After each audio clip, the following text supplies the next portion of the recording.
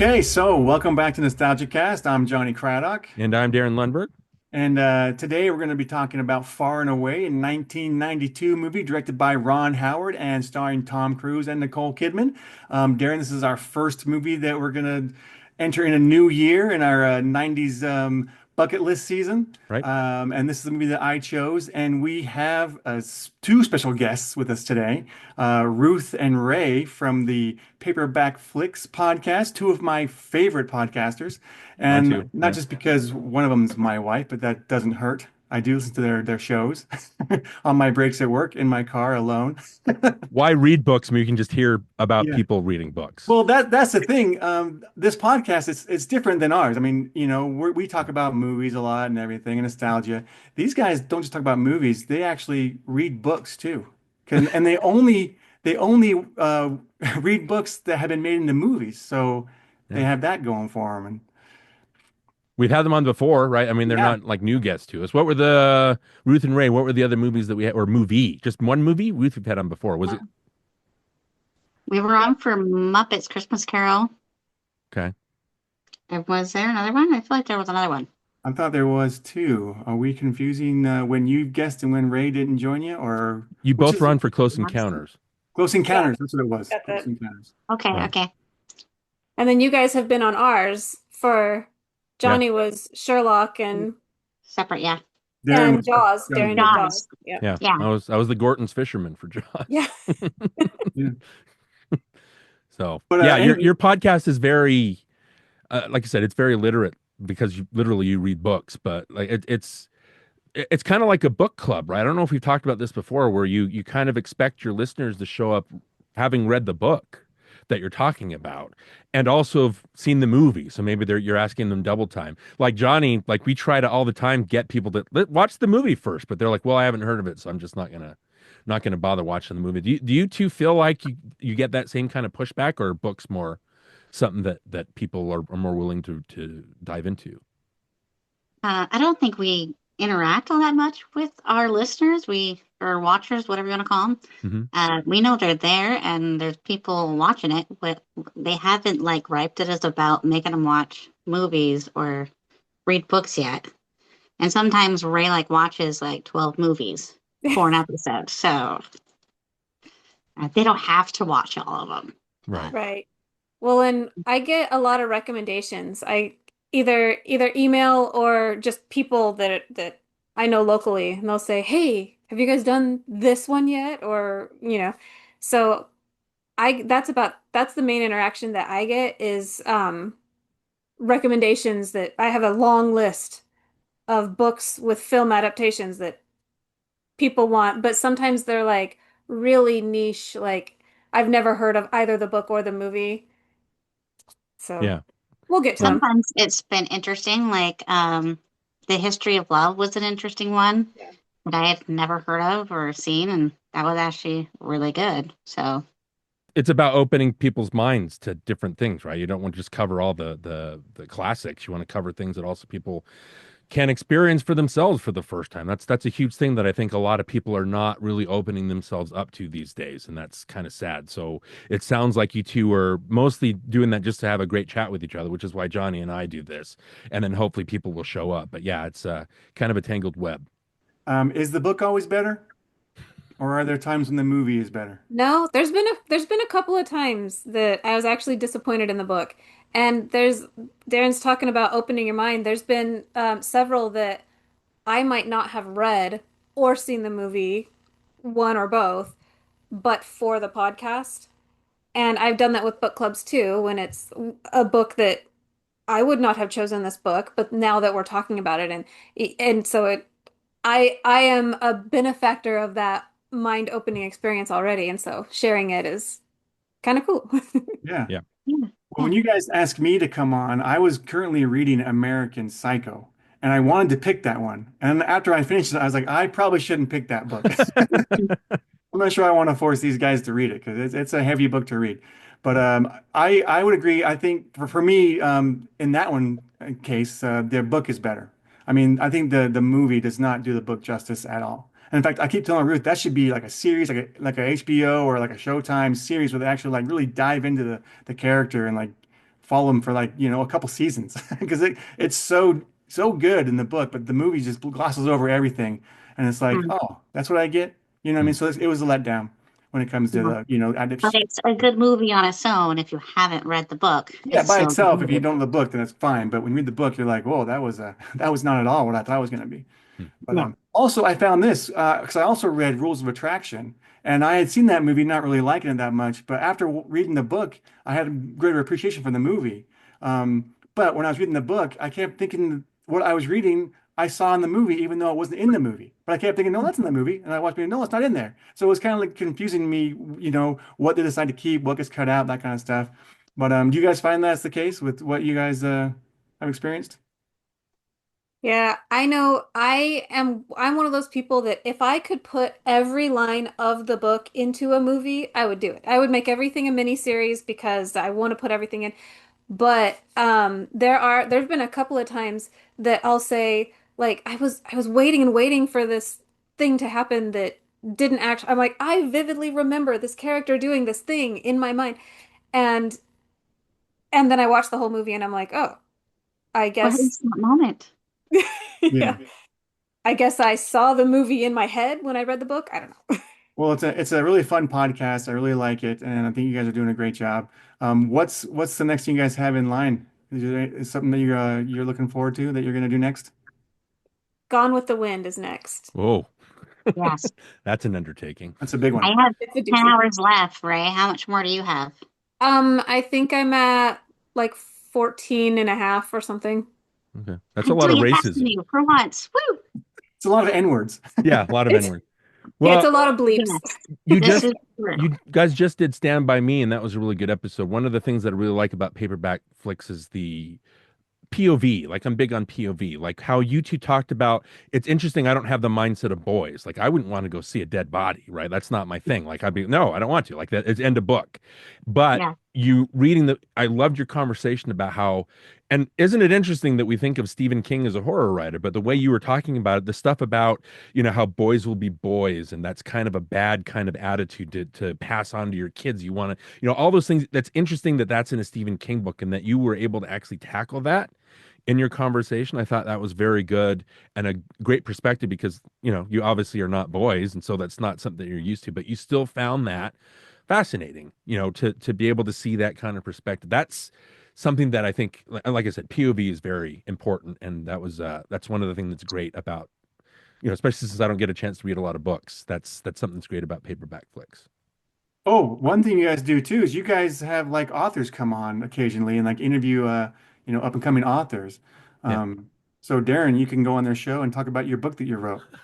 Oh yeah. Right? That's That right. that great book that just accidentally showed up on my doorstep. That's really funny, and I had no Do recollection of you actually have writing. it? I don't have it on me. Oh, It's on my nightstand, but I like read a couple chapters just to laugh myself to should have sleep. told you. I wanted to see it. So you can like hold it up and be like, everyone, my novel. Well, we can do it off camera then. As soon as You guys can we still can have figure him it out. on. He can still come on and talk about a movie. He Sure, likes doing that. Yeah, sure. yeah. Okay. Okay, well, let's jump into the movie Far and Away. Darren, it's our what, third pick or second pick from Ron Howard. I know we just did a backdraft. Right. That We ended talked about our Willow, 1991 but in the past we podcast. talked about Willow before. Yeah. And is How there the anything Grinch else to Stole talk? Christmas. Oh, okay, yep. Yeah. Anyway, Ron Howard. I've always I said before I think he's a good director, and I think I mentioned that I really liked Willow as we were watching it. It might have been one of his best movies. Mhm. And I keep doing that. I keep watching his movies and go, this might be his best. This one might be, the better one. But Right. Mhm. I've always really liked this movie. I think it's very, heartwarming. It's I think it's a fun movie. It tells a good story and characters are developed very well, very early on. And you get I get attached to him very quickly. And the emotional payoff in the end is great. I cannot, for the life of me, though, think of when I first saw it. I have no idea when it happened. All I know is I used to put it on all the time. I'd watch it, quite often. But so anyway, I really enjoy it. Let's quickly go through Ruth and Ray, what your guys' history with the movie is and when you first saw it. All right, Ray, you go first. Well, my history is Ruth. So the first time I saw it was at Ruth's house. And it was one of those that like at the time, Tom Cruise was like the biggest thing in the world, and Nicole Kidman is maybe my favorite actress, or very high up there. I have a hard time with favorites because I tend to do the same thing.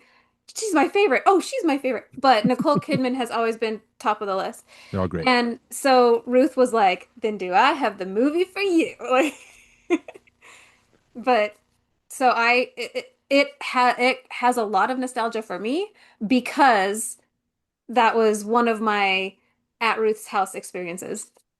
Hmm. Ah, so I'm the dare in this relationship. You come to my house to watch movies. That's right. I don't remember that. Is that Did you sad? offer her a root beer and a Snickers bar? No. Then you're We not were really me. poor, like dirt poor. We didn't have candy and Okay. soda. We were lucky if we had food. Oh, okay. Well, I would have Maybe we offered you a popcorn. Snickers. I don't remember, Ray. What did I give you food when you came to my house? I don't I think remember so. we would cook food together at your house. You'd make spaghetti all the time. Did she have to Yeah. sneak you in through a window? Not Which on one? purpose. Neighbors? No, we could come and go at my house just fine. Nobody pay attention. They're like, yeah, oh, you're here? Okay. Okay. So what was your history with Far and Away then, Ruth? If you're showing that to her, what was your in? So I want to say that I saw it in theaters because it feels like I did, but I honestly can't be 100% certain. And I don't recall showing it to her because I have the memory, I don't know, of an old-timers person, whatever you want to call it. You had the memory of Jason, sounds like. There you go. There you go. Yeah, I have Jason memory. Um, but I do remember Jason I've Payne. watched this a billion times. Yeah. Well, Jason Payne, of course. Jason Payne. Um, but I've seen it so many times. I honestly feel like I could quote this movie almost as well as like So I Married an Axe Murderer or Princess Bride. I know my family really loved this movie when it came out, and we're really into these kind of things, or they're sort of like the biopics, but it's history based, but not exactly. So I forgot. So is this actually based off of a real story, or just sort of fictionalized, over dramatized version of history? The 1893 land race was definitely a thing. So Yeah. that's kind of the backdrop. And obviously the Irish immigrants. So all this is based on in truth, but it's not based on, unfortunately, it's not based on a book. So it's not something you're going to be covering on Paperback Flicks anytime soon. But So you can't copy us this time. yeah. Okay, sorry. Okay, fine. That's all right. We have an Irish character in Gone with the Wind, so Oh, we'll just go with our own Irish heroine. You know, yeah. yeah. Okay. What about you, Darren? What's your history with it? Well, I have a very clear history of how I saw it. This was about the time, 92, I think, was the time where I started riding my bike to everything. I couldn't drive yet. That was a couple of years off, but I had my 10 speed. So I would ride to either the University Mall Theater or the Carillon Square Theater. The Academy was too far. So if movies were playing at those two theaters, I would try to ride my bike there. So this was playing at the Universal the mall theater, the University Mall Theater. So I remember riding my bike, locking my bike up, walking in. It was a big thing because Backdraft had come out the year before, like we talked about in the previous episode. It means a lot to me, that movie. And so seeing Ron Howard directing his next movie the year after, I think that's kind of cool. After Backdraft, just 1 year. And then Tom Cruise is on the way up. Obviously, I think he was in A Few Good Men, but that wasn't coming out till the end of the year. But he also had Born on the 4th of July. Days of Thunder was the really big one because Nicole Kidman was in that one. So I was really excited to ride my bike to see it. But I don't have a lot of clear memories of what I thought about the movie. I don't know if that's a fact that has to do with the quality of the movie, but like we always like for 19 or starts of every year that we do, we like to go over kind of the box office. And I was looking at the list and I do remember a lot of these other 10, maybe Far and Away just weren't as strong. Like just really briefly, we're talking about worldwide box office, and Johnny and I like to do this just to give everybody an idea on what the mindset was at the time. Just the top 10, you had Aladdin was the biggest hit worldwide, 346 million. Batman Returns, that's a dark one, 266 million. Home Alone 2 Lost in New York was number 3, 173 million. Lethal Weapon 3, that's surprising, This 144 is a million. good year. Yeah, yeah. Few Good Men, we talked about that one. That one was number 5, that made 141 million. And then just to round this out, we had Sister Act, number 6, The Bodyguard, number 7, Wayne's World. I remember that being huge. I'm surprised that it's that low. Number 8, Basic Instinct was number 9. Hmm. That's really shocking. I didn't expect that one to be such a big hit. And then number 10 was A League of Their Own, which we might be talking about here soon. If I was to look at it, Far and Away actually came in 21 that year Wow. I'm with surprised. 58 million. It was known as a box office and critical flop. Like it didn't. I guess the one memory that I have of the movie watching it is I was surprised this was a summer movie. Like you go to see these big budget summer movies, right? And yeah, the landscapes and the 70 millimeter Panavision camera that they used was grand, but it's the story is strange for like a big summer tent pole. Maybe that's why I didn't take away a lot of stuff. And maybe we'll talk about it. Like watching it again last night, I think this movie is a victim of, in my mind, anyway, of and then storytelling for a lot of the time. Maybe that's why instead of therefore and because of kind of plotting. This is things just seem to happen just randomly. Like a lot of times you could, I'm not sure if once they step off of the boat, you could take that whole chunk out and just cut to the part where they're roaming the streets like in the snow. Because there's, I don't know, it just seems like a lot of stuff was just happening without any real, it just kind of went from place to place. It just seemed episodic. I don't know if that's why people didn't go to see it or if critics were pretty down on it. But anyway, that's kind of my history with watching the movie. I guess I can see why they would think that's kind of jarring, but I think your mind kind of fills in the blanks as you're watching it, and you go, you kind of like you accept the passage of time, and you go, okay, I can accept that, and we can move on to the next, part of the story. But Right. I can see why a critic might say, well, that's too, like you say, and then Hmm. this happens, and that happens. Right. But Yeah. what do you think, Ray and Ruth?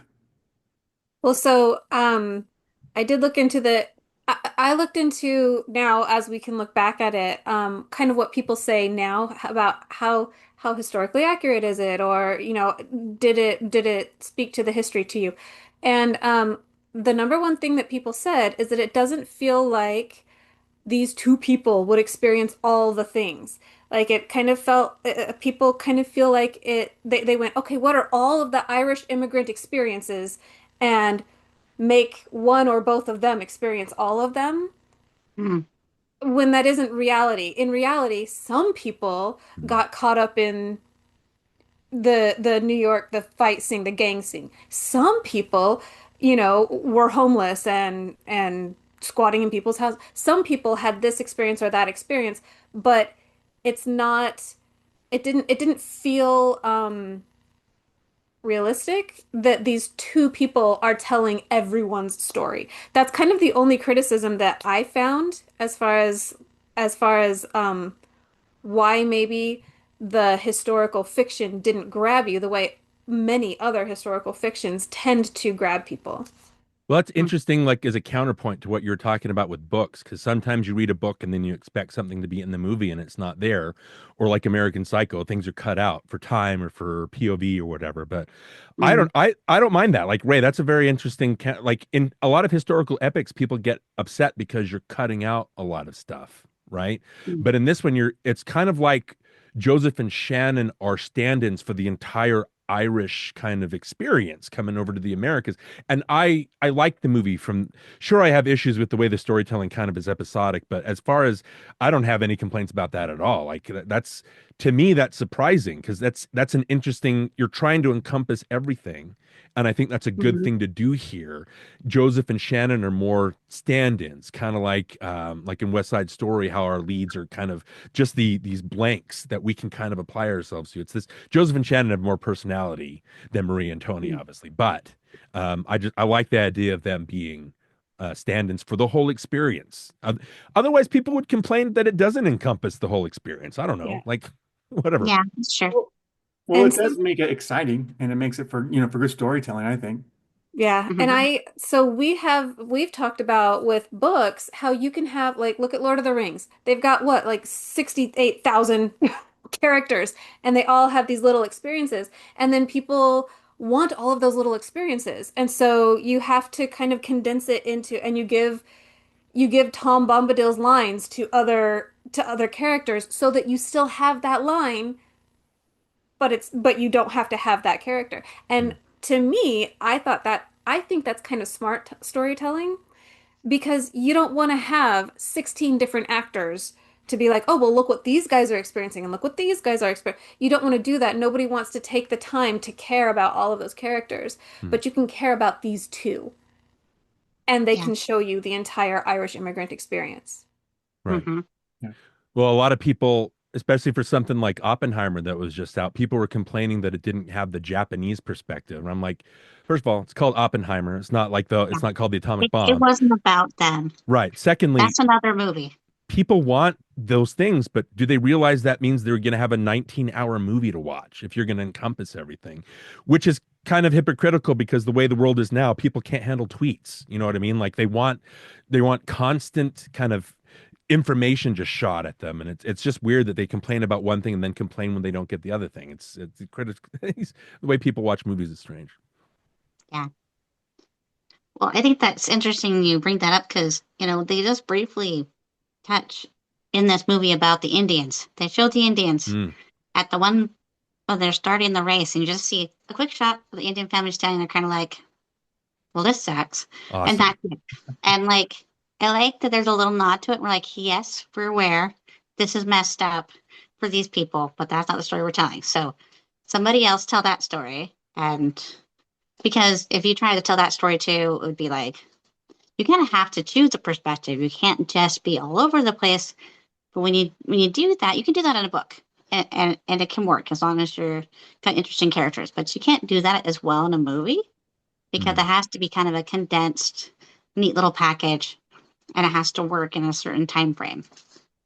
I So think the look that those Indians give speaks volumes. And you don't necessarily need to see that. I thought, oh, that's interesting. Look at that shot. I've loved that they included that in here. I wanted a slow push in zoom on his eye, the The tear falling tear. down his cheek, and then We need more of that.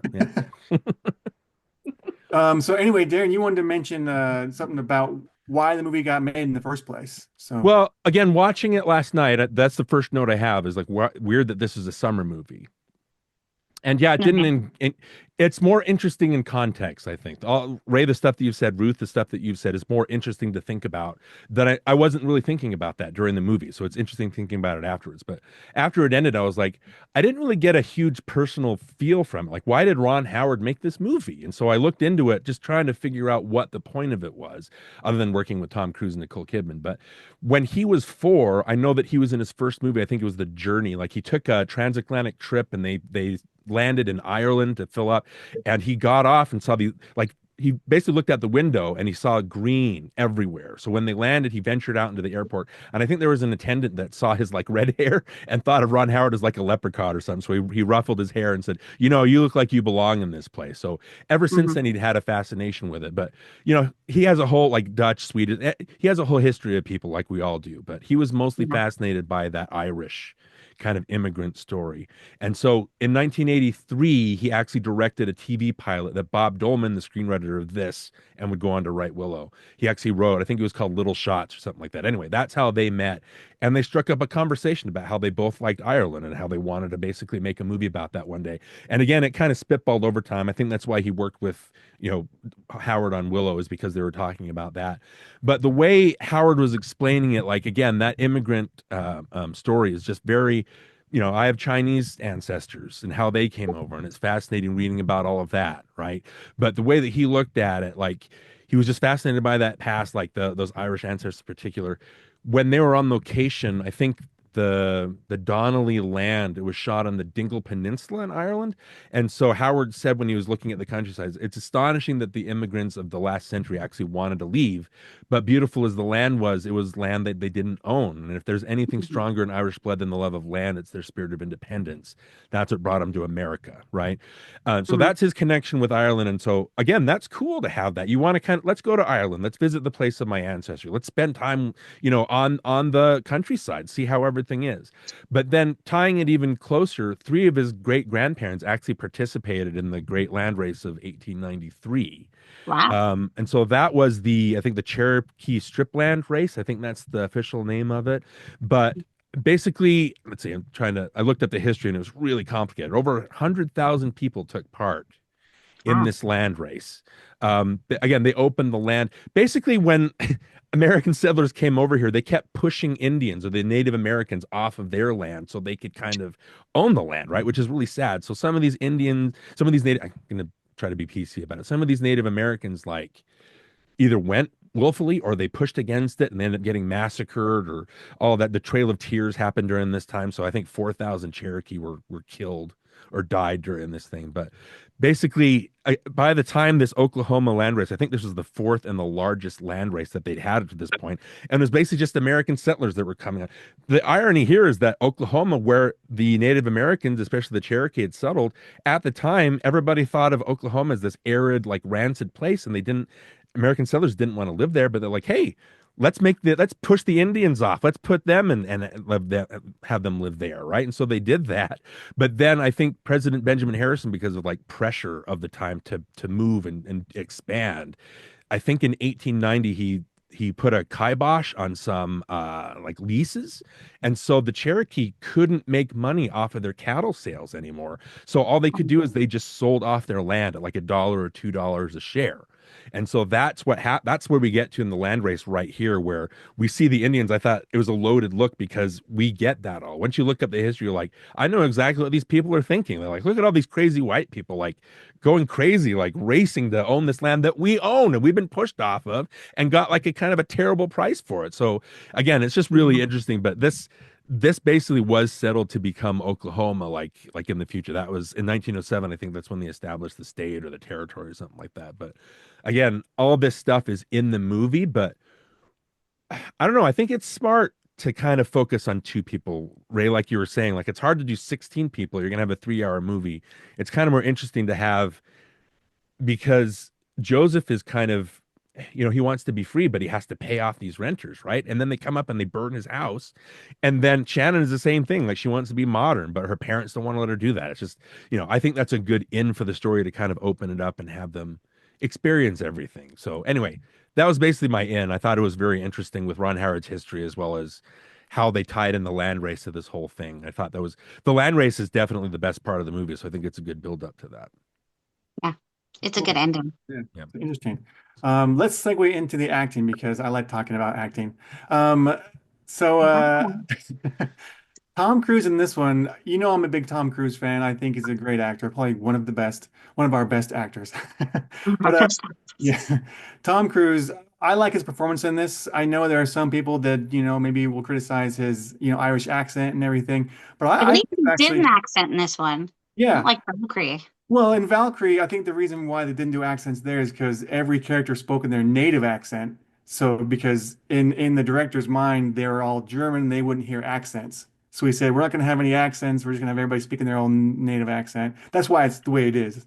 That's why some are It's speaking, very distracting speaking when with like, it's a German movie. Either do the German accent or I have agree. everybody do the same I, accent. yeah, I Like agree. it feels like your Star Wars, and you're like, I have a question. Why are we all speaking British accents? We're in outer space and there is no Britain. Oh yeah. Anyway, sorry. Yeah, but what I'm saying is it's proof that Tom Cruise can do accents. So they could have had everybody do a German accent in Valkyrie. I think he probably could have done just fine. Yeah. But I like his performance. I want to get your guys' thoughts on it, and then we'll talk about Nicole Kidman. But before I let you go on it, I want to say like I just love watching Tom Cruise run and ride horses. I think he's really good at it. Isn't There's a it lot of funny that how in the the movie. running has become a running gag in Yeah. all of his, like we see, like he started running in this, like, yeah, he has to. How long has this been in his contract? Even on Twitter, I think his bios has been running in movies since 1980 something. And he So, makes the same face every time too. So, right. what do you think? Go ahead and go first, Ray. What do you think about Tom Cruise's performance slash accent? Right. So he also happens to be one of my favorites. He's been top of the list since I've had a list. Um, and so the reason behind having the accent, I think, is because it sets them apart. Because in, like you said, in Valkyrie or whatever else, it didn't matter that they were German. They were just telling the story. But in this movie, in this story, you are Irish, therefore you are set apart. You have the experiences that you have specifically because you're one of those. And so I actually appreciate that even when they were in Ireland, obviously he needed to have his accent to set it up, but I appreciate that they did that because if he was just Tom Cruise being Tom Cruise, like I would still watch it. But it would be missing that element of like why are we all kicking Tom Cruise out? Like why do we not want? And he tends to be one of those that like I don't know if he's technically a method actor, but he does just give 100% of himself to the character without even like thinking. Like there are some actors that you go, "Oh, yes." Like I can't think of anybody right now, but they are this person portraying whatever. Tom Cruise Mhm. becomes whomever it is that he's portraying. Yeah, So when I he does acting parts, yes, actual right, acting, not action films. Action films, he's just essentially Tom Cruise. But right. yeah, But yeah, when it comes to something that is a history, a story, I feel like he can play just about any role, but this is the like one of the perfect fits for him, in my opinion. All right, okay. Ruth, what do you think? Also, Oh, apparently, this movie took like 8 years in the making. It was 8 years in the making, and he spent most of that time in Ireland, unless he had to go to do something else, and then and as often as he could, he would go back. So, Well, I why thought you wouldn't were you? going to say most of the time practicing his accent. right, Yeah, right. there you go. Yeah, I think his accent works for me. I thought it was believable. I think this movie wouldn't be as effective if everybody wasn't doing the accents of the characters they're playing. You want to get immersed into it. That's one of the things I like about this movie is that I can't forget that it's Tom Cruise. This is Joseph. It's Joseph and Shannon. And I feel like this story, the script, they did a really good job of like establishing characters right away, and you knew who everybody was, and everybody has kind of their callback moments. Like throughout, you have like they know who the characters are, they stick with the characters, they develop them, they get stronger. Even the side characters are really strong.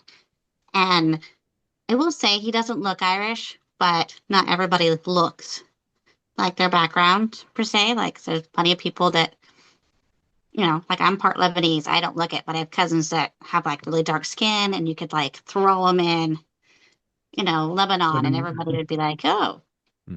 if they Yeah. spoke Arabic, but they don't.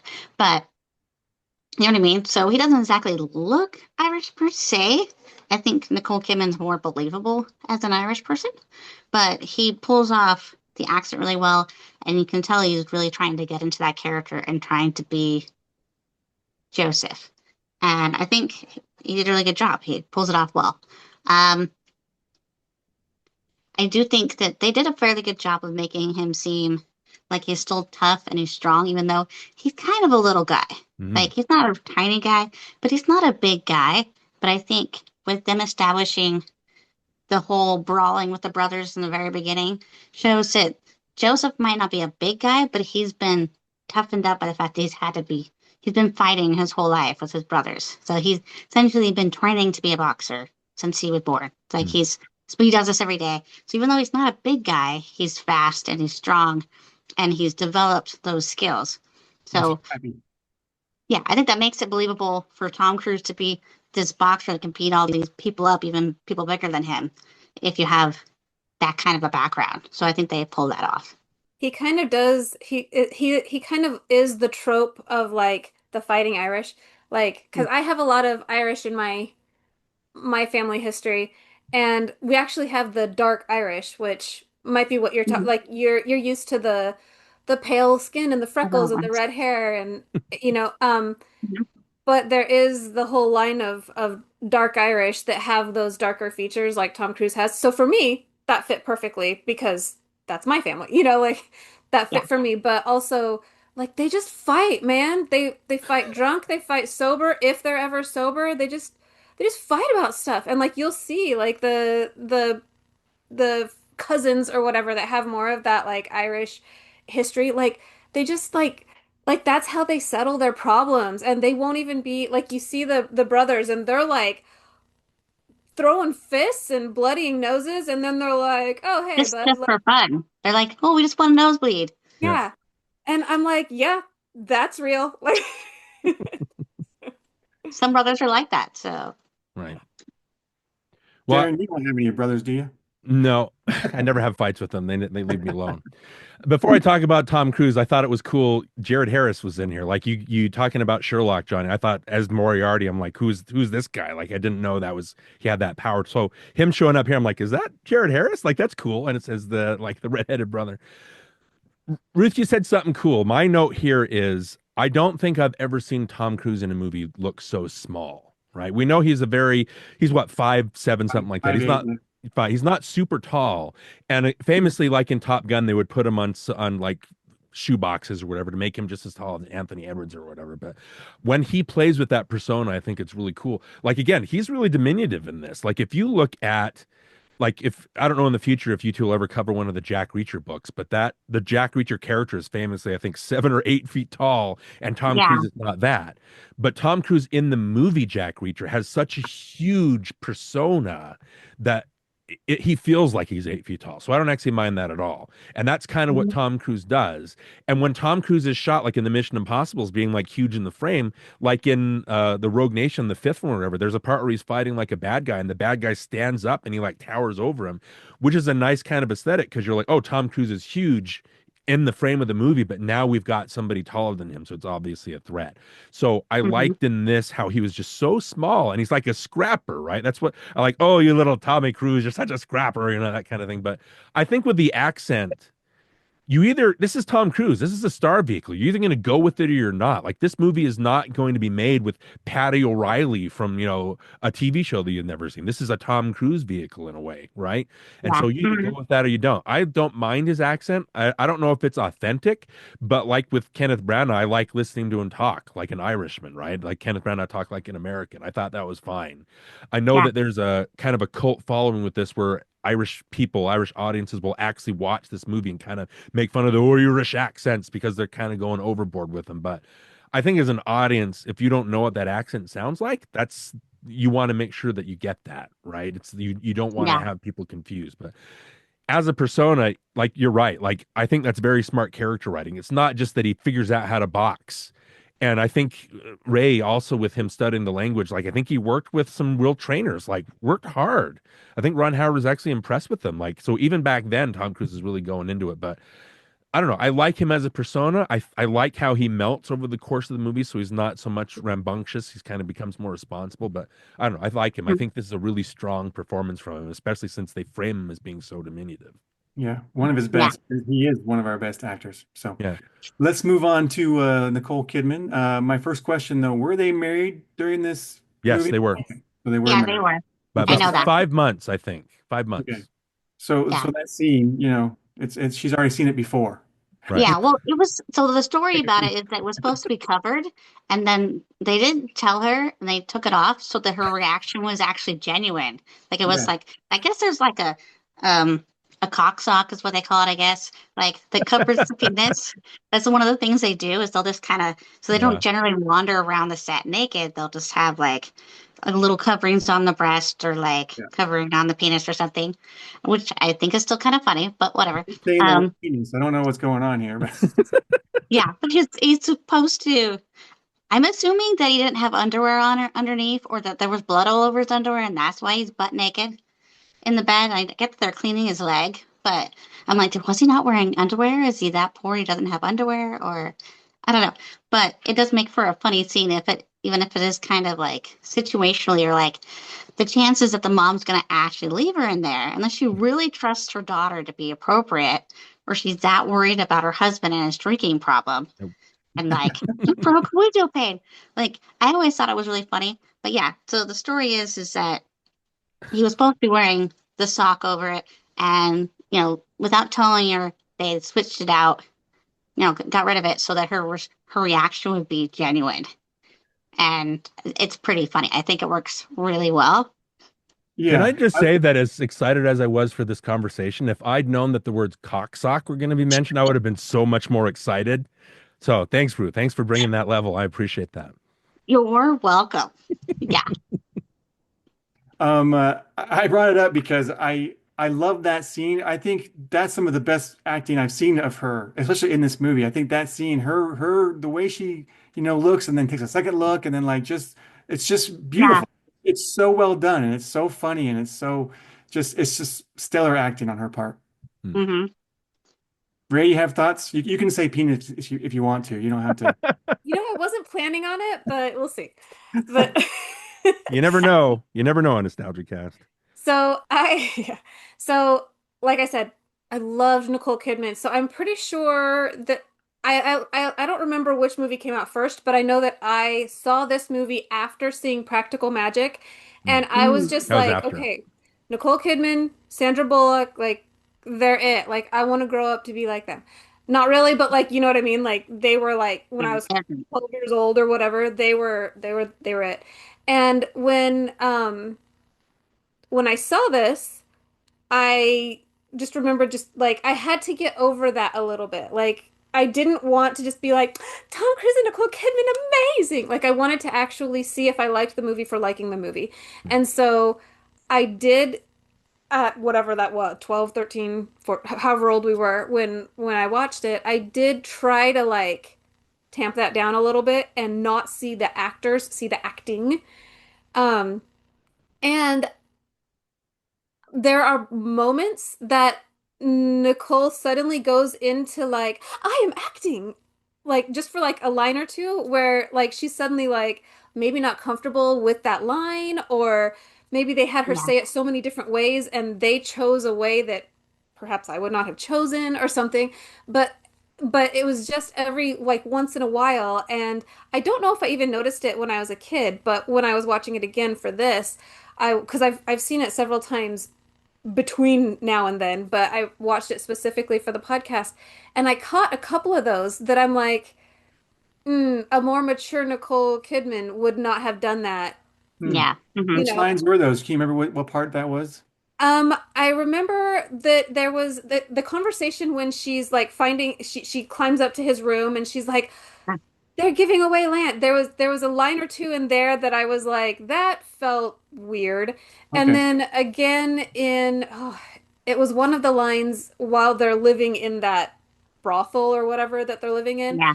They're in the room, and I don't remember what she says, but I think it's when she's on the bed, or and she just delivers the line like, I am delivering this line the way they told me to, and it just Hmm. felt a little weird.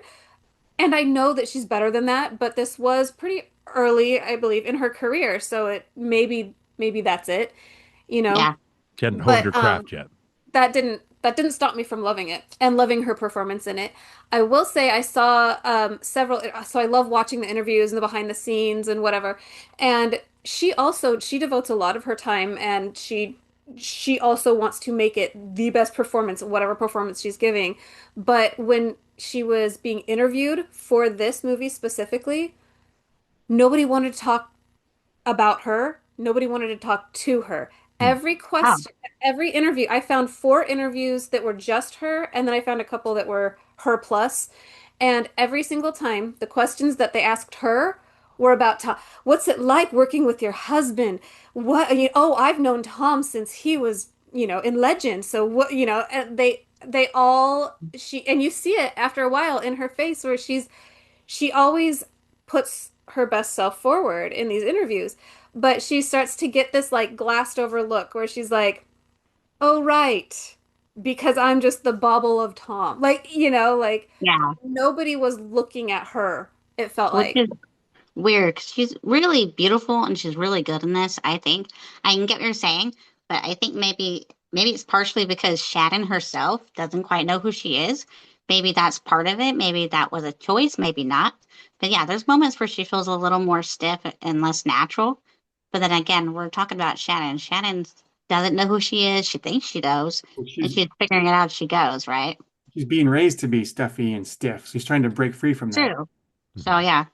So maybe it's that, or maybe it really was she was uncomfortable with that particular line. But that is interesting to think that there was a time where people didn't think she was all that big a deal, and you kind of forget that that Tom was bigger than her at one point, and he was a bigger deal before she came along.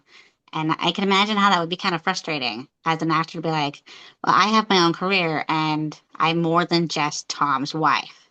I can see how that would be frustrating. But like now, like she's had her own career. I Yeah, I remember that she was married to Tom and that they made some great movies together, but I don't think of her as Tom's wife, even if they were still married, I probably wouldn't think of her as Tom's wife. I think of her as Nicole Kidman because Yeah. she's established herself now. But maybe at the time, because she was still fairly new, people were still like, "Oh my gosh, you're married to Tom Cruise!" Oh, you know. Yeah. But I think she's really good in this. I think she's fun. It was fun watching it and seeing just how baby faced they were back then. Because I was like, you know what? They have the young energy. Yeah, they're like probably in their 30s or so, but I could still believe they were maybe in their 20s or, late teens, teenager characters, whatever. They don't quite tell us how old they are, but I'm assuming they're late teens, 20-ish. Because generally women would have been married at that age. Shannon's still not being married with two older, like at the time, women wouldn't be like in their late 20s or 30s and not married, especially someone like Shannon. So it makes sense that they're in that age. And I believe that they were that age, at least with the energy that they had and like how they interact with each other. I felt like it worked. And I really enjoyed seeing the progress of the character going from being all stuffy and uptight to being the one that's like, you're a snob. And like how they flip places in the story. I really enjoyed that part of it. There's an interesting dynamic between them because we root for both of them. Like when he's being kind of told off, like we kind of feel for him. But when she's being told off, we feel for her. They're both learning. I think that's a good dynamic that they have. Ray, you saying that about the interviews, that doesn't surprise me at all. I mean, the age that we are, we grew up in a time where women were kind of put in the second chair, right? It was the man that was Yeah. focused on. And nowadays you have to, that still goes on. You have to kind of gear the conversation back and say, well, like this is actually, women are just as much of a place as man and stuff like that. And so it's weird having to recognize that this stuff was ingrained in us that we didn't recognize it back at the time, but we see it clearly now. I Yeah. think the rumor was when by the time because of the whole Scientology thing, again, this is just rumors. I'm not saying this is fact, but about the time that Nicole Kidman became big, because after this, she had Batman Forever. She hit big, right? To Die For. I Hmm. think she got nominated for an Oscar for that. Yeah. The Peacemaker came out again, Second Fiddle, that kind of thing. But then you had Practical Magic in '98, Eyes Wide Shut. Moulin Rouge came out after that. So Yeah. yeah, Yeah. She got big. you can see the trajectory of Nicole Kidman like embracing her own. So I think that was the rumor that, oh, she's her own star now. She doesn't need Tom anymore. And so that's where the divorce came from. Anyway, there's probably more stuff than that, but I've heard lots of other things, but yeah. Her performance in this, Ray, you're saying that there were some lines, and I didn't notice them myself, but if you were to point them out to me, I'd be like, oh yeah, that makes sense. I also think that it kind of makes sense for the character, like you're saying. She gains in strength. Like my favorite scene, obviously, is the rinse and scrub, the scrub, oh gosh, plunge and scrub, yes. right? Super funny. And he does the thing where he's got like the little clothespins holster. It's very cute. And I like how you can tell that she's kind of falling for him at that moment. And then later, obviously, when they're in Oklahoma and she sees her mom kind of twirling, she said, you got to plunge and scrub, mom. You got to. And so you Yeah. see that growth. She becomes her own woman where she's even able to tell Joseph, grab him by the bit, right? This is how you ride a horse. I can teach you to do these things. So Hmm. I like the trajectory of her. And the note I have is I don't think because Nicole Kidman became such a strong actress, I don't think I'd seen her in a long time being this bratty and this spirited, right? And I like that about this character. She's very fun, and again, because she's so stuck up or snobby, that's a character trait that you can tell is going to go away. And when it starts to fade, and you can tell that she becomes partners with Joseph, and we're seeing that, it's very strong. And I think that actually works from like a character perspective. Again, some of the character writing here I don't think there's a flaw in it. I think it's very well done. I guess the only thing I will say character wise, and going back to the and then storytelling, when you have the whole thing and it goes and they do the boxing and he gets beat up and they kick him out and there's that whole drama and they're all by themselves, like I mentioned, in the snow, and they break into the house and they're just imagining, like, let me serve you. Let's just be husband and wife. Let's imagine a better life. The way that scene is shot is very Spielbergian. I don't know if any of you noticed that. It's just very soft and magical and Hmm. whimsical in a way, which I think Ron Howard was going for. But the part of the episodic stuff, like it cuts and then it shows Joseph like on the railroads. I don't what kind of seeing into that. What do you two think of? Because that's the part I can see the and then storytelling. I don't know what's keeping him on that train. I don't know what's his idea, Joseph's idea of going and finding land is so strong that I don't know why he's pushing back. Is it just because he thinks Shannon is out there or thinks that he doesn't have a place? And then Yeah. finally he keeps having those dreams, and then he's like, screw it, I'm gonna go. And so it's like that's a 10 or 5 or 10 minute stretch. It's like there's no real drama there that's keeping him. There's nothing that's saying he can't get off the train. There's nothing saying why he didn't go on the train in the first place. He meets up with Shannon, and yeah, she's a very strong kind of willed person where she's even able to fight with Steven, right? Like it doesn't seem he keeps pushing, but I think she's the strong one in that relationship. So I don't know. What do you think about that train part? Do you see that how there's no real pull keeping him there? Ruth and Rae, what do you think about that? Did you say me? Or both of you? Go Okay. take turns.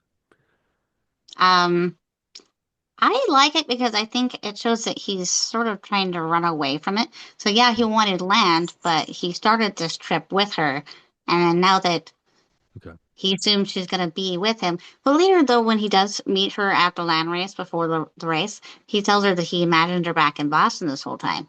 And I don't know if I believe that. I think that that's why he was on the train and was trying to forget her. He's trying to forget her in all this hard work and going the opposite direction.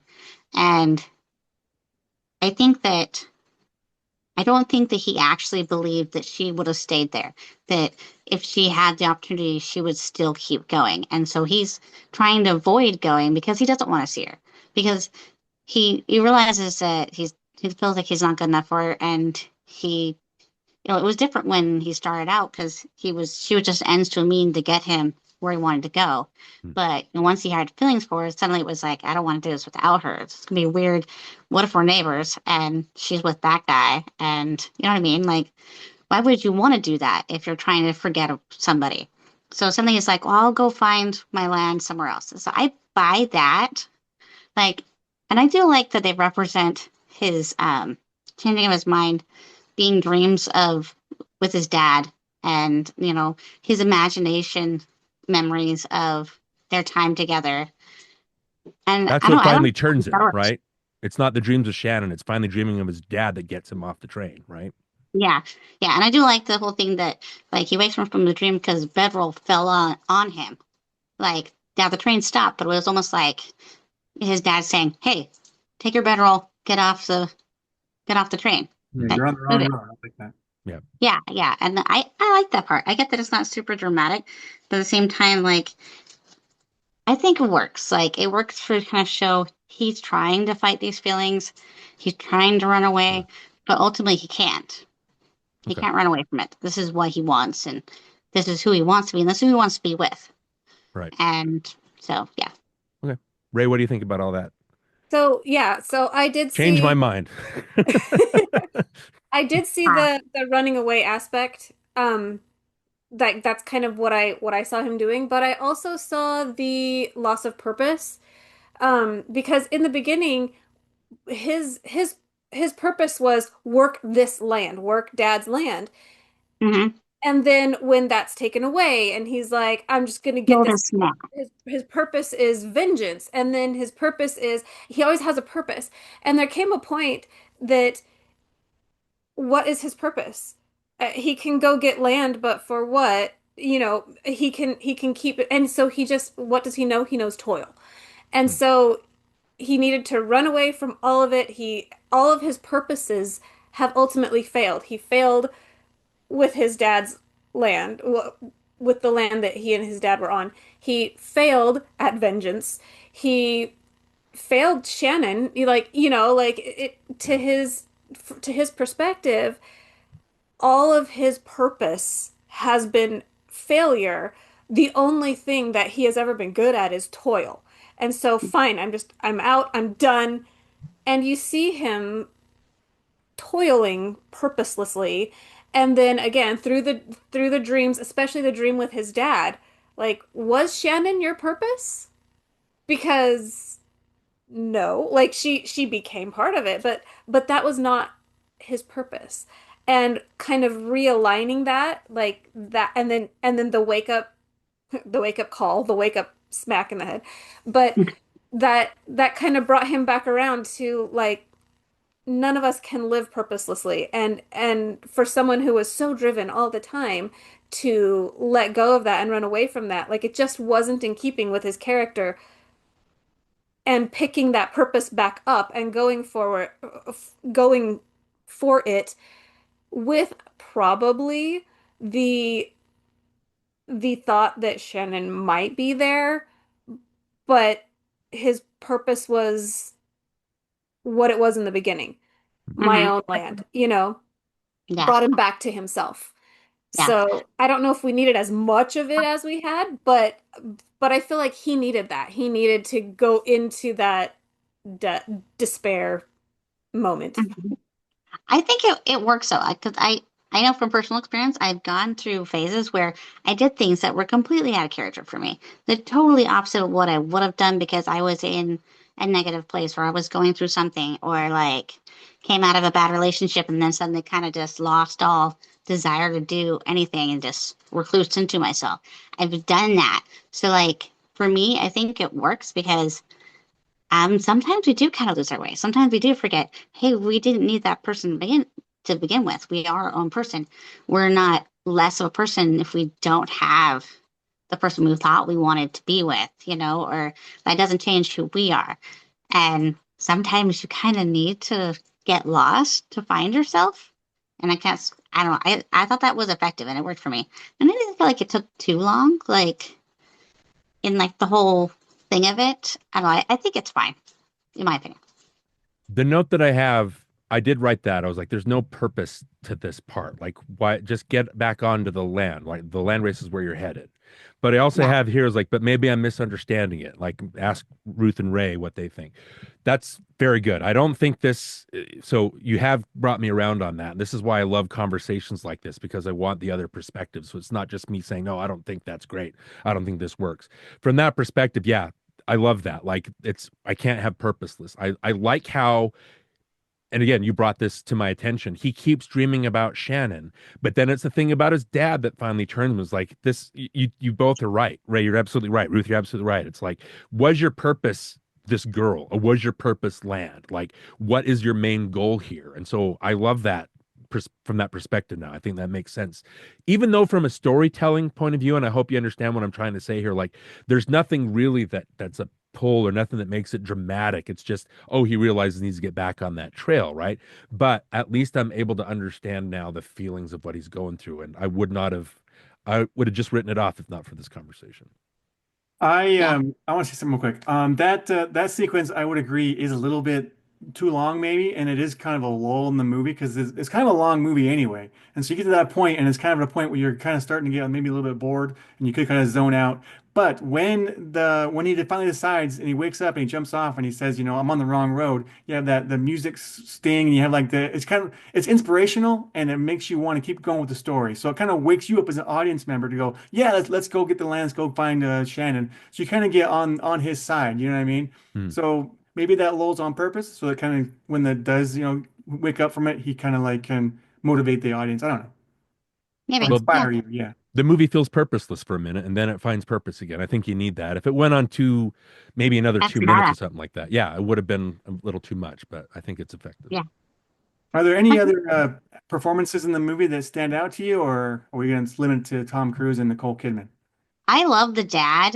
Like Robert Prosky. Nicole's Yeah. I do love Tom's dad character too. Hmm. Like for his tiny part, he's quite awesome. But I love the actor who plays um Mr. Christie. I thought he just had such a great character and a great energy. And he's so likable, and that's part of what's so interesting about me. Like he goes to kill this guy, and then he's such a likable guy. Hmm. It's like, oh, wait a second, that's very confusing for him. Of course, he automatically hates him, but the more he gets to know him, he's like, well, this guy isn't a bad guy. So I loved him. I thought everybody did a great job in their characters. I do really love, and I never saw anything else. The actor that played Steven, I thought he was Thomas perfect. Gibson. Yeah. Yeah, so he was so slimy. At the same time, you could see how she would like him, or at least she thought she liked him, Shannon. because, yeah, he works for her dad. He seems all proper and everything that she should want. Plus, her mom's pushing it. He's good with the And ladies. Yeah. seems with the ladies. But at the same time, you see from the get-go that he doesn't really understand her. Like, he's essentially just a male version of her mom Hmm. and just wants her to act a certain way. And there's even a point where, like, when, they're at the land race, that she's all mad at him because he went to go scout out the land with her dad and didn't go with her. She's like, I thought we were doing this together. And he's like, well, I just didn't think it would be safe or blah, blah, blah. And he's like, well, I don't want you to be upset. It's not like you to be angry. And it's like, wait a second. The whole time she's with Joseph, he's like, oh, that redhead had the sting, the bites. Like, he acknowledges she's got a temper and she's a strong personality and she's strong-willed. Whereas Steven seems to see her as this decorative person. Like, he doesn't know her at all. So I like those two. I thought those were really great. Well, of Ray, any course, standouts for you? So I Sorry. like I like the ladies. I like the I don't remember her name now, but she kind of has she develops a crush on Joseph. Oh, Great. yeah, Grace. Yeah. Grace. Yeah, like it's a smaller part and I don't know the actress that plays her, but I kind of like that you felt like she was that person. You know what I mean? Like you felt Yeah. like she was the one the actress that's like, "Hey, look, I'm never going to be important to anyone, but also I get to work with Tom Cruise." Like, you know what I mean? Like she kind of gave that. And then also why can't I remember his name? Dr. O'Brien. Um oh my gosh, I really can't remember his name. I'm thinking of his character from Star Trek. Oh, Cole Uh Meany? Cole Meany. Thank you. But he's yeah, running the Fight Club. Yeah. Yeah, Yeah. yeah. So Kelly. Kelly Kelly, so was yeah. in the movie. whenever I see him portraying someone who's kind of nasty or kind of just like a bad guy, like it's always gripping to me because in my mind I see him as like Chief O'Brien. yeah, yeah. That I see him or in some of his other grandpa roles or fatherly like tender roles. And so when I see him as just this like gruff and kind of nasty guy, like I don't know, I like that I can see this to me different side of this actor to where I'm not just seeing Chief O'Brien. I'm seeing this like gritty Fight Club, Irish gang lord kind of guy. Yeah, yeah. It's almost unsettling, which is great because that's what he's supposed to be. Mm-hmm. Like, he seems like he's your friend, but really he's not. Well, it's Right. interesting is he actually, so, you know how we're reading Gone with the Wind, and they have a sequel to Gone with the Wind called Scarlet, and they made, written by a different person, but a great sequel. But they made a miniseries of it, and he actually is Scarlet's cousin that's a priest in Ireland Hmm. in that show. So it's kind of fun that, again, he does play a lot of Irish characters, maybe because he's awfully Irish or he's just really good at it. I don't know. But yeah, I really like him. I feel like he's very believable in whatever he does. He's very natural.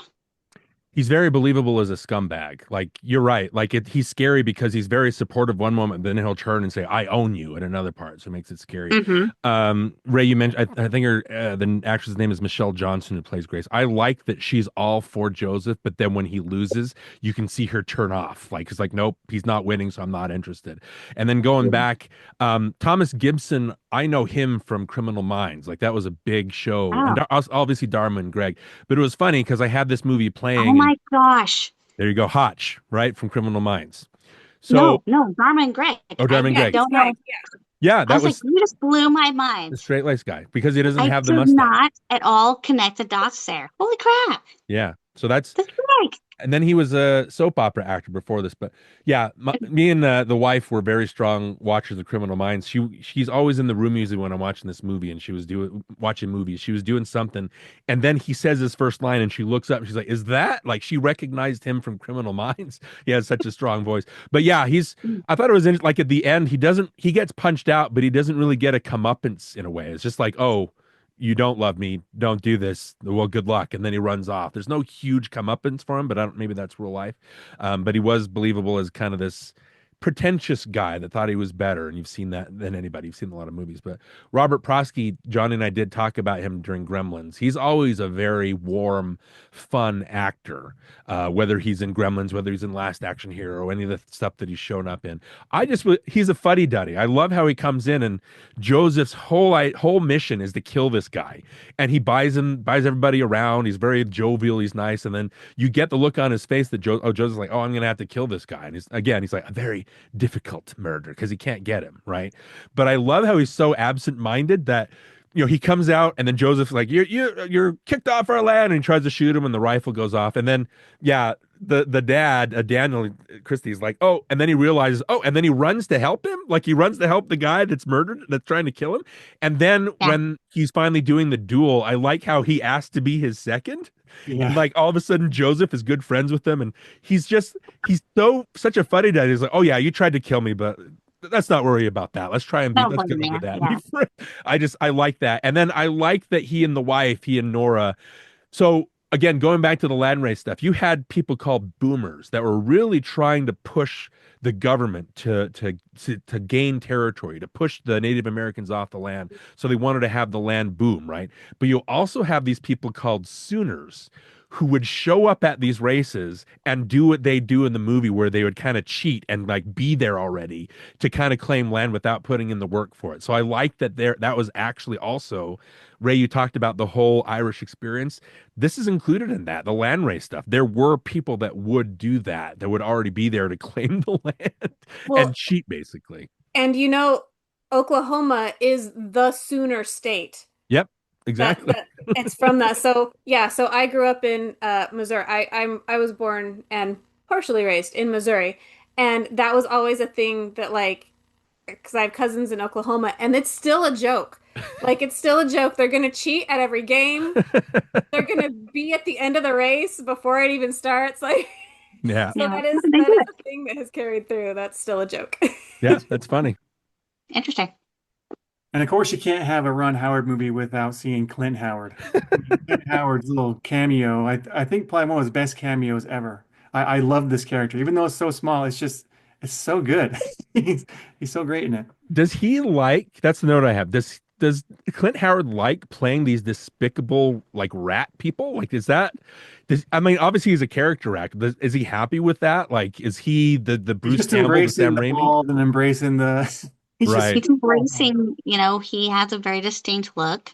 I think it's interesting though that Rance is their dad. The dad, yep. And Clint looks older than his dad. How is that possible? I thought it was he was another brother or something, and I was like, wait, that's his dad? How? Yeah. Anyway, it's cool to have, I think the backstory, Rance was able to tell Ron about their immigrant history, and so it's cool to have him in the movie kind of playing a part in this history. I thought that was kind of a neat tie-in. Two, it's again with Clint Howard, it's funny because he plays a pretty respectable part in Backdraft that we just talked about. Like, he's the forensics guy, or the in the morgue, and he looks like Clint Howard, obviously, but he's at least respectable. But not. Yeah. All right, so that does it for the acting. I forget what our next topic's going to be. I think maybe music or cinematography. Those sound like the next big things. I know we got John Williams doing the score. Wow. Any thoughts on that? Ray? So I felt like the score was pretty. It was kind of your classic storytelling. Like you mentioned, when the music picks up, when he's like, I'm on the wrong road, and I kind of felt like it did that a lot. It didn't necessarily tell you like this is gonna happen, but as it was happening, it was like it almost helped you to know how to feel. Like, oh wow, that was cool. Wait. Hear that music? This is not cool. What's wrong? You know what I mean? Like it helped to tell the story. However, at least for me, and maybe this is just because I'm like not super musically inclined. I am, but maybe I just didn't catch it. But for me, there was nothing that was like, that's it. That's the soundtrack. That's the song that makes me think. Like, within the storytelling, it helped the emotion or the direction every time. Like, it went along perfectly, I felt like. However, there was nothing that was like, you hear Harry Potter and you're like, that's Harry Potter. 3 notes in, I know that that's, Jaws or whatever, like, Yeah, there was no hook, nothing to yeah, like, yeah. Mhm. yeah, I got you. Ruth, what do you I think? disagree. I disagree completely. Maybe because I've watched this a billion times, but I feel like the I feel like that's very iconic and it feels very Irish and I don't know. And then there's also the Far and Away song, which The, it's only in like the end, but I've the always Onion song? associated it Hmm. with the Onion song with this movie. Maybe partially because that's the name, but it was um but that brings another topic up that we'll get to in a second here. Um, but I think it's very iconic. Yeah, maybe it's not the strongest John Williams score, but I feel like it fits the movie. It's not like trying to be like, hey, pay attention to me, but it fits very well.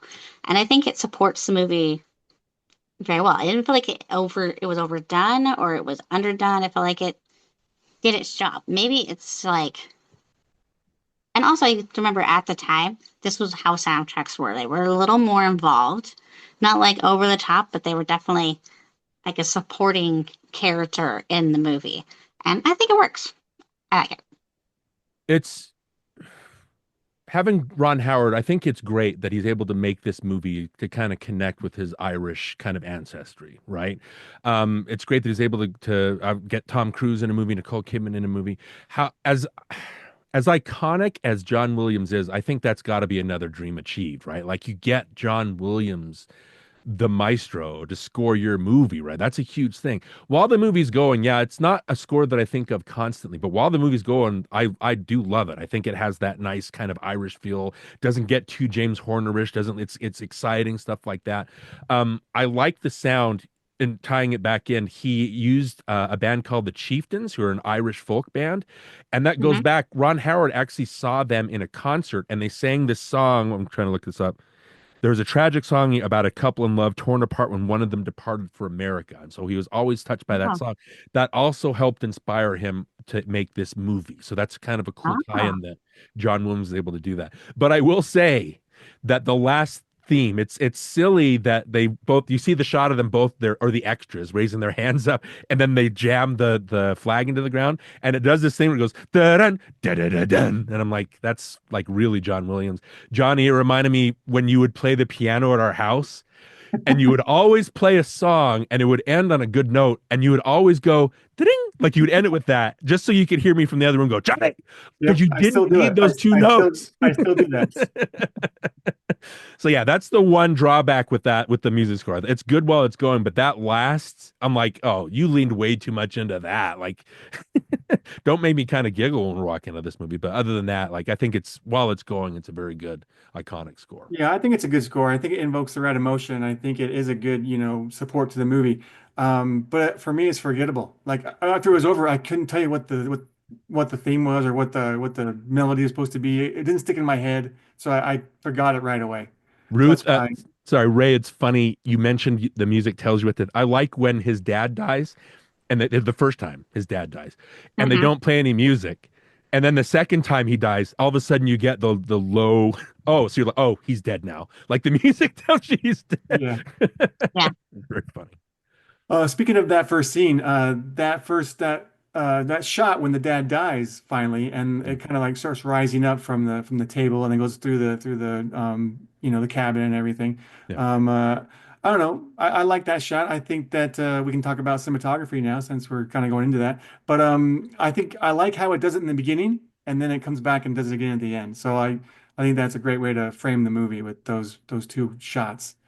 And What it do you guys does it think? as a gag. It's funny how it does Yeah, it it's because it funny, but stops. it's also really well done. Yeah, So, absolutely. Hmm. And any I thoughts do on like cinematography, Ruth or Ray? that.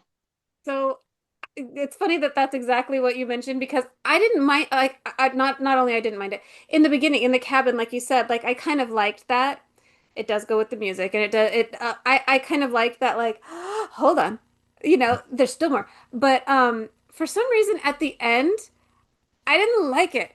Hmm. I don't know how it I didn't like the like pulling away. Just kidding. Like for some reason that second one bugged me. Too Not comical. enough to be like I'm out. But just like that little like I felt like this movie wasn't hokey. That part, nah, that was Okay. teetering on the edge of hokey. Yeah. But that notwithstanding, I loved it. So you mentioned the Super 70. I think somebody mentioned using Yep. the 70 millimeter. First time in a decade, I think they'd use. Oh no, there was a new technology, but it was the first time they used 70 millimeter for I think Right. in 10 years. Yeah. And it was like integrated and or not integrate. I don't know. This movie has used several different kinds of film. So something that I thought was kind of cool is that Ron Howard, I guess, had had a relationship with John Wayne, and maybe this is just something that I didn't know that he'd worked with him, or for Hmm. some reason they knew each other. And um, the last 15 minutes of the movie, he said I made the last 15 minutes for John Wayne, and so he wanted 70 millimeter. He wanted that to be like because that was the pivotal point of the story, right? The land race, the Irish immigrants getting to the Oklahoma land race. That was the point, right? Hmm. And when you watch that, it feels so Western when they're walking through the camp and Shannon's helping her mom, clean the laundry and he's getting the horse and they're setting up that was Ron Howard's version of a John Wayne movie. And Hmm. so he wanted 70 millimeter and he wanted it to just feel like you stepped into that. And I kind of love that the way when they're doing a city shot, they might be using one kind of film, and when they're doing a broad, they want the broad vista, they want the Western feel or whatever, and they'll use a different kind of film, and then they'll integrate it to a point that you don't sit there and go, now why is this a different look? Like it's a different look because it's a different feel because it's a different place. And Perfect. I really like that. I think that is one of those tricks of the trade that maybe everybody in the industry knows, but Joe Schmo watching the movie, like I get the benefit of all of those tiny little decisions that if you had used the same film or if you had not set up the concept of the rising and coming back, if you had not set these things up, we as the watchers would be missing something that we don't even necessarily know. A lot of times cinematography makes or breaks your story and the person watching it doesn't even know. Hmm. And I Yeah. I really like that. Yeah, I didn't know that they use different types of film for different parts. So that's very interesting because you really don't see it. Like everything feels like it's filmed the right way for what it is. Obviously, they're using wider, more grand shots for the outdoor things and like the end, but like it's not noticeable. So, they did a good job at making it feel seamless, like it's all part of the same thing. As far as the whole, again, I'm going to have a different opinion. The whole rising up thing, Hmm. I get how it's hokey, but at the same time, it doesn't feel like it would be a payoff if she just sat there and told him how she felt and he didn't have that almost die moment. Kind of feels like it wouldn't be the same movie or it wouldn't be as strong an ending if they didn't call back to that. And you know what I mean? Like, and there is a moment where you're like, oh, wait, is he going to really die? Like, you're not sure if they're going to have him come back. I And like his line. That line in there, I actually stopped the movie and took it back because I didn't hear him well the first time when he uh says, I wondered about that or whatever. Yep. yeah, yeah, yeah. What's funny is I always thought, we watched it with the subtitles this time. I always thought he said, well, you won't be certain that I won't be dying twice. And that's what I thought he said. But like, actually says, well, you'll be certain I won't be dying twice. And I was like, well, that's a completely different meaning than what I thought it always had been. He's like, you better kiss me because I might die, is what I thought he was saying. But never mind, I was wrong. Um, but yeah, I like that. I get that it might seem a little hokey, and yeah, the music's a bit like over the top right then. But for me, I feel like it earned it and deserves that moment. That just more meaningful than him just, oh, ow, I'm hurt, and then, oh, I love you, let's get the land. I feel like having that moment where you think for a second they've gone through all this, and then he dies, and like she's finally realized that she doesn't want to be with Steven, that she doesn't want, she suddenly finally stood up to Steven, and now Joseph is dying. You're kind of like, oh no. And then I don't know. I like it. So even if it might be hokey, I think it works. Well, So it's like the soul leaving the body when that's basically what it is. It's rising up away from the body, and then when he yeah, comes back to life, it rushes back down, and. So I like it too. Maybe it's hokey, but I agree with Ruth. I like it. It's a gag. I kind of side with all of you. Like I get Ray, it's the same thing. Like it doesn't seem very goofy and silly, and but that part all of a sudden becomes goofy and silly. So it's kind of jarring in a way. You're like, oh, I'm not used to the language of the movie doing this, but it's kind of a fun moment. I think it reminds us that this is a movie that we're watching. You know what I mean? It's not hmm like realistic. It has the big Hollywood feel, big grand stuff. That again, he wanted to make it like a John Wayne movie. John Wayne movies are naturally very hokey, but that we all was yeah, we obviously want to mention the guy that did the cinematography. His name is Michael Solomon. We already talked about him for Arachnophobia. We talked about him for Backdraft, just the last episode. He also, again, looking at this list of very formative movies from him. You have The Abyss for James Cameron, Always for Steven Spielberg, Arachnophobia, Backdraft, Far and Away. Then he decided not to be a cinematographer, wanted to be a director. So he did A Far Off Place. I think that's about a Disney movie. And then Hard Rain with Christian Slater and Morgan Freeman that didn't really go anywhere. But yeah. I don't Maybe you know. should have stayed with cinematography He because should he's have. And why didn't really he go good at that. back? Yeah, he didn't really have much of a career after this. But we did talk about this was the first film to actually be shot in Super Panavision 70. Like it was created for this. It was the first film to be shot in 70 millimeter. Like I said, Tron was the last one to be shot for Disney. And then, like you said, Ray, there was the Aeroflex 765 camera that was used. Like it was capable of 100 frames per second. So it captured the slow motion shots, especially during the land race, and made, again, the feel of the epicness. I don't know. I feel like the land race, it like we talked about in Backdraft, Johnny, it seems like Howard made the movie for the firefighting sequences. He wanted to push himself to do that.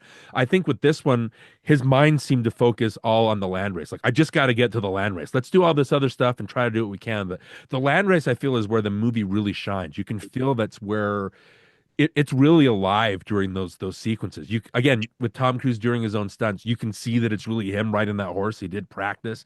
He looks great out there. You know, it's all the so those sweeping vistas. I thought that I wrote down like this must have been incredible. I don't know if the University Mall screening showed the full 70 millimeter like experience, but I'd assume that in a big theater like that, it would have been very kind of all enveloping. I just really liked all that stuff, and the Yeah. music is swelling, and it's all great. Maybe Ron Howard's vision was to just film wagons falling over and old guys. Why Like, Why why are they would you bringing a take your bicycle? wagons? Who's riding the what? bicycle? Yeah, Yeah. who's And like, who's taking a whole wagon full of people? For goodness sake, it was a huge wagon. Like, you're trying to get there fast. Like, why would you bring your whole stupid family with you? I don't Well, first of all, understand. that guy got pretty far on that bike before he fell off of it. that's That's right. amazing. Oh, there's hills? I didn't expect this. It's not realistic. I doubt anybody did that, but I love the randomness of it. And like just a quirky little, hey, there's a random guy on an old-fashioned bike. Oh, wait, he falls over. It's like it is kind of just a funny, silly thing because I doubt anybody was that stupid. But Some people I get don't the deserve people, land. they have to show somebody failing. Yeah. And like, yeah, it is fun to watch all these wagons fall apart and all their supplies like go everywhere. And you're like, the yeah. I thought There's they were one like, more well, we thing. better make this so much fun. Everything's gonna fall apart, and like, how do you orchestrate all that? Like, how many days did it take to film that whole thing? Yeah. You think about it, it's like that's a It's a lot of big work. But undertaking for sure. I bet. Um, One thing I want to mention is I kept hearing this throughout the movie, and I kept thinking it might be a better title for the movie, and that was Captain Moonlight. Did you guys notice that theme throughout? And I Yep. thought, why is it not called Captain Moonlight? That's a pretty cool title. It's a cool band name or cool album name or something. yeah, we Why so is we this talked called Far about and this. Away? It doesn't make sense. So we talked about this, and I was like, well, it sounds more like a pirate movie. They call it Captain Moonlight. It doesn't Far and Away gives more of a sense of the wide sweeping. This is an Yeah. adventure. This is multiple countries.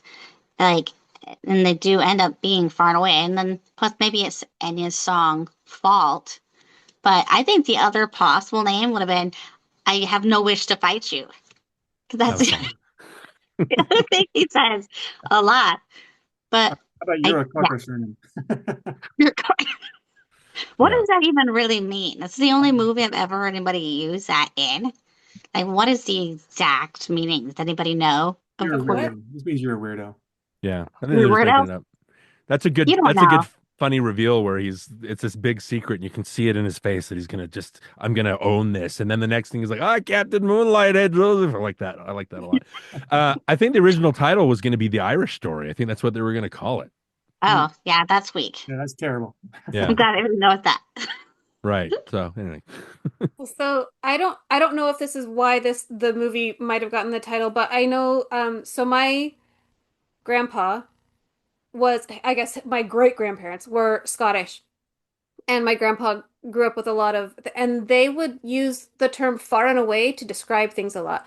So like they would say that is far and away a better place to live. That is far and away the worst thing I've ever heard.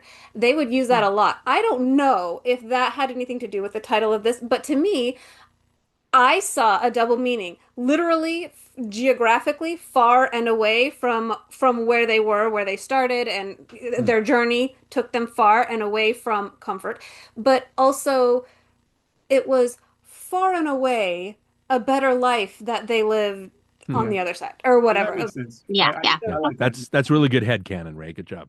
Yeah. Yeah, I have no idea if that has anything to do with anything, but I Yeah. heard it. It's a far Oh, and away better explanation than what I had from yeah, there you go. Yeah.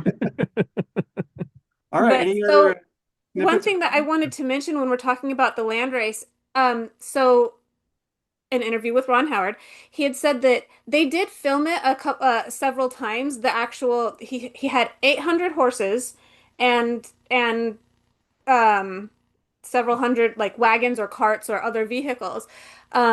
But they filmed the actual like start Like on shot. they filmed that several times, and then the smaller pieces where you're just seeing groups of people and you see the wagons flipping over, they did, I forgot how many he said, but countless for days and days. It was Like just inserts. small groups of people doing these different things. And then when they had just a room full of film for just these little extras of the land race, picking and choosing, there's probably still some that he's never seen because there was just so much that they ended up going, oh no, no, you can see something in that one, we're not going to do that one. Oh no, that one looks good, okay, so that's a maybe. And then when it got to the point that he's like, I can keep picking at these forever, grab some of the maybes, let's string it together, let's see if it makes sense, and end result, good enough was good enough. That's why we see like 10 wagons like flipping over or whatever, because they did it so many times and they had so many different cuts of kind of the same thing that eventually he was like, all right, is she wearing a different bonnet? Good enough, you know. So that's part of why, but there's this is not like a CGI. Like you see this epic expanse of people and you see all these crazy things happening, and our movies today, there's like 200 people and then repeated and repeated. You know what I mean? Like you think of Yeah. like the like Star Wars and you see the big audiences or the uh yeah, the pod racing audiences and they're Yeah. Yeah, not the crowds. real, you know, use that kind of thing. And they didn't do any of that. Like this was all real things. These are actual stunts that people are doing over and over again. So Hmm. that kind of gives it that authentic quality because it's authentic. But there was just so much that eventually he just had to make Yeah. sure that it made sense and take it. Yeah. Didn't even watch all of it. They're like, you know what? We'll never get through it. So that's fun. That's interesting. Yeah. All right, any final thoughts or any final comments from anybody? Want to wrap it up for us, Darren? Yeah, I mean, I again, Ray and Ruth, I appreciate that you're here. Some of the parts I reserved judgment on him because I wanted to know what you would think of him. That puts a lot of really good stuff in perspective. The train thing, especially, like how it was about finding not being purposeless, right? Finding really what you're all about. The when Joseph chases after Stephen and Shannon, I was like, what's your game here? Like, what's your plan here, Joseph? Like, are you so petty you're just gonna run ahead of him and claim the land that they want? Is that your plan, right? Which is actually his plan. And Shannon actually tells him to do that. But I like that when he holds up, it's his victory, and he holds up the flag and he's like, I just came out here to show this guy up. Like it's not, and he realizes I can't do this if it's not with her, that kind of. So I liked how he was able to kind of regrasp that. My only, so I like the plunge and scrub scene. I also like the scene where they're peeping at each other, right? I thought that was really like kind of fun in a way, but in a way Yeah. where if you were to make that movie today, there's a really strange ideal that people have about sex in movies and romance in movies. Everything is creepy. When you watch Yeah. videos of people watching romances, it's like, oh, that's so creepy. And I watched the reaction video to Top Gun Maverick where he's watching Jennifer Connelly go back into her house, like obviously in love with her. And the reactor goes, stop being so creepy. And I'm like, what are you talking about? So I don't know. I thought that scene was very fun, and it was like they're both kind of, you can tell that they're talking, and she's trying to like get a peek over, and he's peeking through, and I really love that build up, how you can hear the exercises going on upstairs or whatever, and then he Yeah. gets up and he goes and he releases his sexual tension by punching out a guy, and he does this thing where he lets out a big. I thought that was really funny, but Yeah. as far as the sexual politics of the movie and the romance, Ray and Ruth, what do you think about, first of all, that scene? Is it creepy? Is it fun in a way that's romantic? And then was it the romantic part of this movie that really drew you to it? Ray, do you want to go first? So I do not think that was creepy. I thought that it was cute, and it was because the story was obviously they were both into each other, but they're not gonna say so. Like, because of that dynamic, I was not only fine with it, but I feel like if they didn't have that, it would have been like weird. Like, really, you guys are gonna be in the same room for all this time and not have anything like that? Are you serious?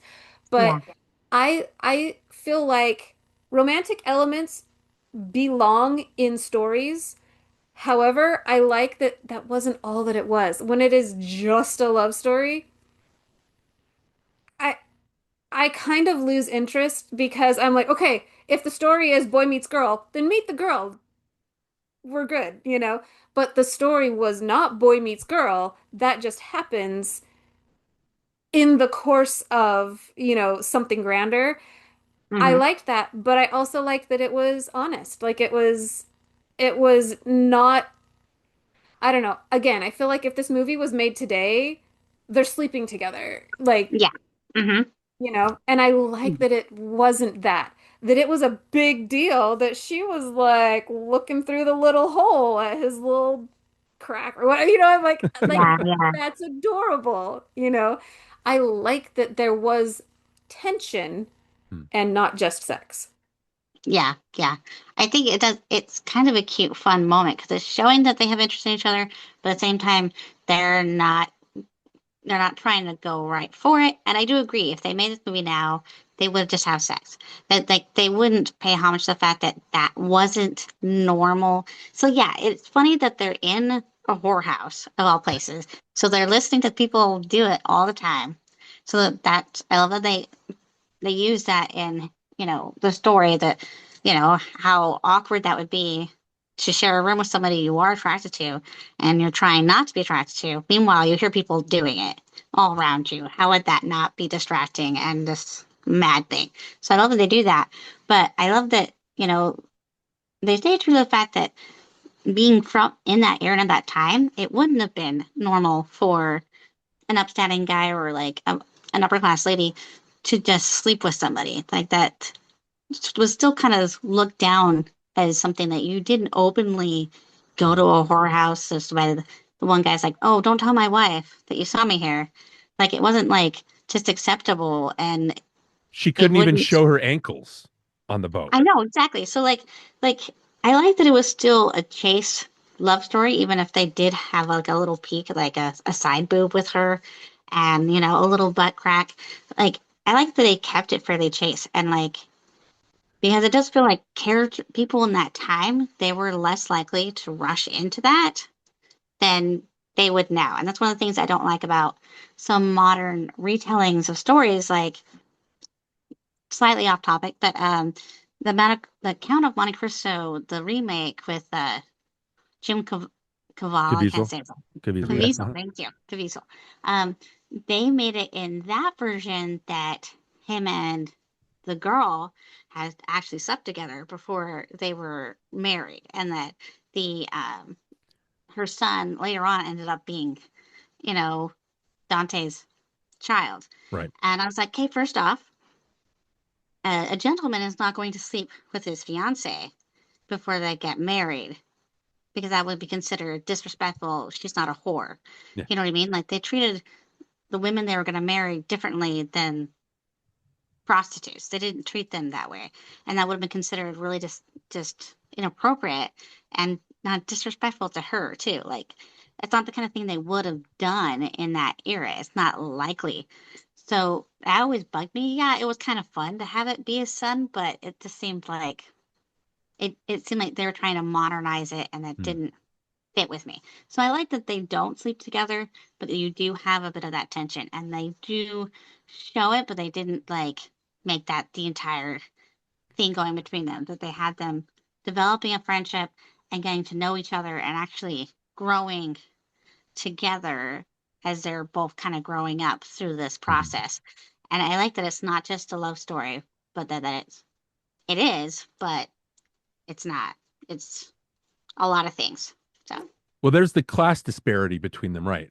As well, yeah, right? I mean, they can't, you know, the way the world is, they can't actually be together, right? So, and they're trying to break free of that. They do become equals. You know what I mean? He becomes more focused. She becomes more independent. That's the whole point. And hmm the thing that doesn't make that scene creepy for me is it's two-sided. This whole movie is two-sided. There's a push-pull every time between them, and that's their relationship. If it was just him peeping at her, yeah, that could be creepy. If it was just her peeping at him, yeah, that would be creepy. But it's fun that they're both doing that. They're acknowledging that they do have urges and they do have attraction, but there's still stuff that isn't spoken between them. I think the thing that sells that last shot is finally you hear Shannon say, I can't do this without you. Like he said that to her. She finally comes out with her feelings and tells him, she thinks he's dead, obviously, but she tells him yeah, what she feels. And that's what brings him back. That's why he says, I've often wondered about that. Like we haven't spoken about this. And finally, when they get it out on the table, that's when they're able to be a team finally. And that's what kind of redeems that cheesy kind of hokey moment where they slam the stake into the ground. So hmm all of this from a writing perspective, yeah, I guess my final thought on the movie is that it's not really eventful. There's not really a strong personal pull to the movie. Yeah, it's more and then storytelling, but there's bits of writing in here, especially from this conversation, that I've been able to appreciate. I have a better appreciation for this movie. It's still not my favorite movie of this year, or even of Ron Howard's, but I think there's a lot of good, strong stuff in here that doesn't necessarily feel plot fed. hmm I have to say quickly, um, Joseph has to be like the toughest guy in the world to survive having a horse fall on him with a dude on it, Mm, and he hits his head on a rock. So, like, he was much more like beaten up in his accident that happened than his dad was. His mhm. dad just had some stuff fall on him. And what didn't even look like it was that big of a deal. Maybe because he's older Yeah. and weaker or something. I don't know, but that should have killed him. So I'm impressed that his internal organs are completely crushed. I do like that they didn't have him like get up and run afterwards and put the thing in. They had him crawl over there. So he's still wounded. So I like that they didn't like completely disregard that. But I am hoping that they got him medical attention right away because he's probably got a broken something Mm. at the very least, a concussion. That should have killed him. So Well, yeah. my head canon is that he died 5 minutes after the movie ends. So there you go. But Ray, they any had a nice final thoughts from moment. you or anything? I love the history, the historical fiction of it. To me, like maybe junior high me didn't care about the history as much, but definitely me now. I love the history of it, like the history storytelling pattern. And I like that it's in characters that you want to like. You like I think Darren said it earlier, you're rooting for them both independently and together hmm throughout. And to be able to tell a broad story as well as that little interpersonal story cohesively, which this one does, I agree that this is not like, oh man, if you're gonna watch one movie, it's this one. However, I love this movie. I still like it. It still holds up for me in different ways, but it's still one that I want my kids to see, and it's one that I talk about. Yeah, it's a solid movie. Like as a whole, it's a good, solid movie. It does most of the things you're supposed to, and it does it well. Yeah, I agree. I think it's very well made. I think all the aspects come together. It makes a really good, cohesive, end result. And I think when it comes to the writing, the acting, the directing, the cinematography, the music, I think it all comes together really well.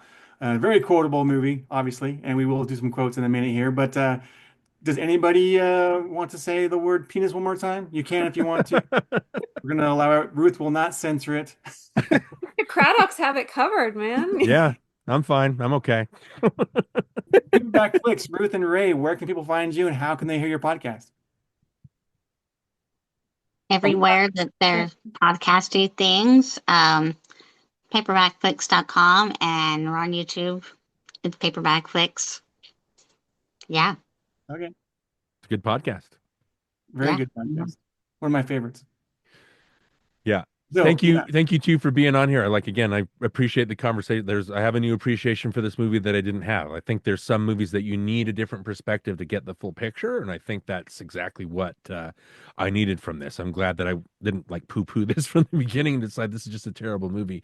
You should always be open, I think, to conversations like you were in your Stand By Me episodes. Like, this is about boys, but I'm still going to be fascinated by it. That's something that you ladies always cover on Paperback Flicks, and I appreciate you for that. So keep doing what you're doing and get people to read books. We need more of that. Yeah. It's making me read more, so that's enough for me. Yeah, by trade, actually. All right. Then for NostalgiaCast, I'm Johnny. And I'm Darin. And we'll see you next time. Any quotes from the movie from anybody? Anybody want to try one? I've got one. Go ahead. Go for it, Dan. Go for it. I love it. It always makes me laugh. Don't call me boy. I notoriously get everything wrong, so I don't want to do a quote because I'll say it wrong. Hey, Johnny, what's yours? You came back from the dead to tell me I'm odd? Peek. Take Friday's will, you spineless little fraction of a man. There you go. I like that one. Tell me you like my hat. Tell me you like my suit. What can't you say it, Shannon? Just say it. I've earned this. I've done well. Oh, you'll never get over that one, Joe. I like that one. That's really funny. I'm eating your chocolate cake. What are you doing at my table? Come on, Ray. Just find one. You can do it. Just one. You can do it. So the one that makes me laugh is the you're wearing a hat. You're not wearing a hat. That's the best one. That'll work. You're a cocker, Shannon. What a cocker you are. She's awfully big breasts to be going to church. All what's check the the eyes of the Lord. I think we're kind of getting off topic. Yeah, We can go on for a while. Okay. Yeah, we can. All right. Well, Johnny and I can at least. But All right. Well, thanks, Sorry, guys. And we'll see you next time when you We'll come back. appreciate it. Yeah. Be fun. all right, thanks for having us. You're welcome. All right. Talk to you soon. Bye.